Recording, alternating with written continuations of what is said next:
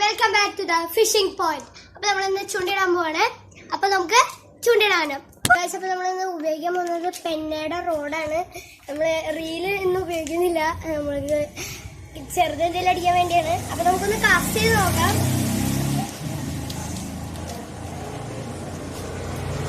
Cast ചെയ്തിട്ടുണ്ട്, എന്തെങ്കിലും കിട്ടുമെന്ന് അറിയില്ല.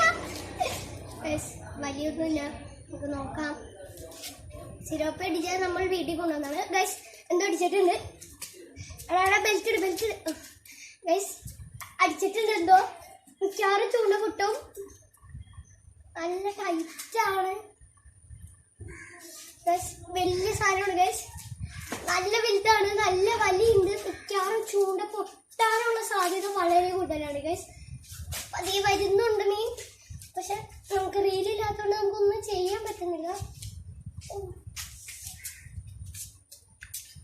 ഞാൻ പുറകിലോട്ട് പോവാണ്.